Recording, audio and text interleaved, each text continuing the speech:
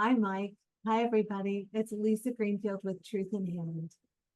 Hi, Lisa. Hello, everyone. It's Mike, your Astro Daddy, for Sunday, the 25th of August.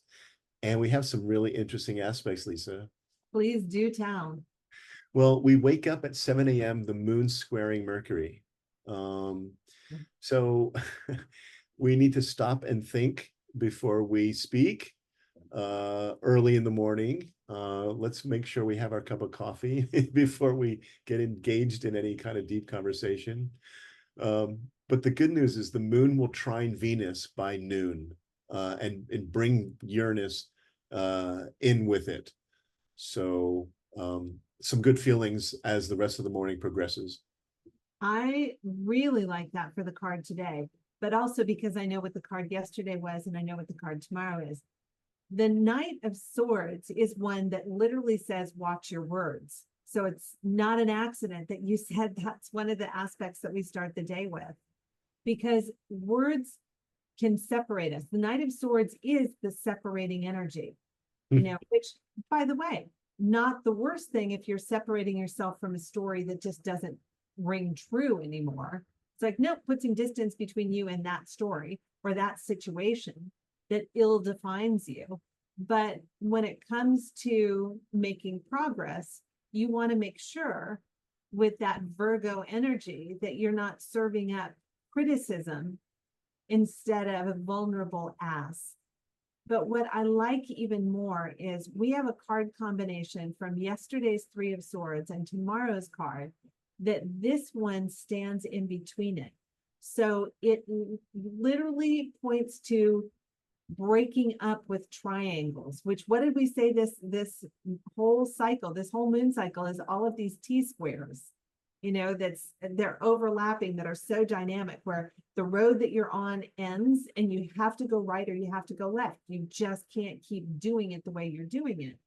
This Knight of Swords says that you are doing a good job of that. Keep going, because you don't fit in the space that you used to occupy, and you haven't quite explored the space that you're heading to. Hmm. So just keep putting some distance between you and the stories about you that you're telling you that don't match. Hmm. Yeah. I love that. I love that because it's interesting. As the day unfolds, the moon will conjunct Uranus by Mm. 3 o'clock in the afternoon. Um, and that sense of rebellion feels good. So Well, that's freedom. Moon, yeah, Uranus, even in a tense aspect, it's like there's a part of you that may feel safer holding on to the past, but the truth is, it feels better to let go, yes, break yes, up with those fears. yes, exactly. Um, the moon continues, and by 8 o'clock, it enters into Gemini. Mm. So our mind and our heart have to be balanced as the evening progresses. And then by 8:20, the moon trines Pluto. So we end the night, Lisa, Mhm. feeling very secure about our emotional security. Our options. Well, sure, if you want to go dark, you can believe the worst about yourself. You can sit there and imagine the worst case scenarios, but you don't have to. It's not the only option. Gemini says, well, there's more than one way to do this. Right. It's a moon in Gemini trining Pluto in Aquarius. It's like, well, who out there has done it a different way that I might want to try on that? So I love it. It may not be comfortable, but it'll be easier with Moon trine Pluto to shed some of those outdated ideas and the skin that you no longer fit in. Right. Right. Yeah. What a great way to wrap up the day. You can That's take, Sunday.